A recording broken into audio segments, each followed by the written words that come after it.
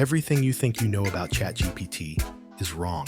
OpenAI just released the real numbers, and they're nothing like what anyone expected. Some uses are exploding, others are disappearing, and the truth will completely change how you see AI. Let's start with weekly active users. A simple chart that reveals something massive. Back in 2022, ChatGPT had just 1 million users. A year later, 100 million.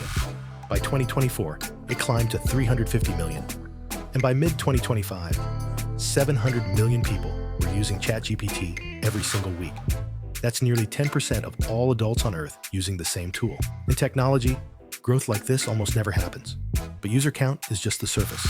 The real story is what people do with the tool. In June 2024, ChatGPT handled about 451 million messages a day. 12 months later, that number hit 2.6 billion, a 6 times jump in 1 year. This is absolutely off the charts. Now here's the twist nobody saw coming. You'd think most of these billions of messages are related to work like emails, tasks, spreadsheets, but the data says the opposite. In mid-2024, just over half of usage was non-work. By 2025, that shoots up to 73%. People aren't using ChatGPT for work. They're using it for everything else. So what are people actually doing in all those conversations? OpenAI found 3 categories that dominate almost 80% of all usage. First is practical guidance, such as tutoring, planning, and problem solving. Second is writing, which includes everything from quick edits to full drafts. And third is seeking information, which covers the kinds of questions we use to ask Google. These are everyday life problems, not technical ones. And here's the myth that needs to die.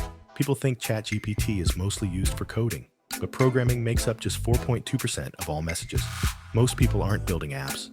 They're building clarity. And when you group messages by intent, the picture becomes even clearer. Almost half of all prompts are asking, which means looking for help, understanding, or advice.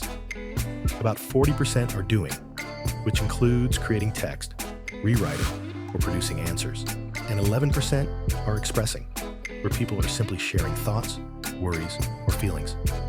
The biggest value of ChatGPT isn't automation, it's helping people think.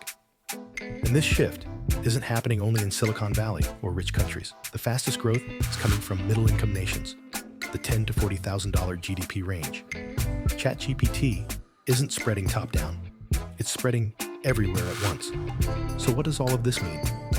It means ChatGPT isn't just a productivity tool.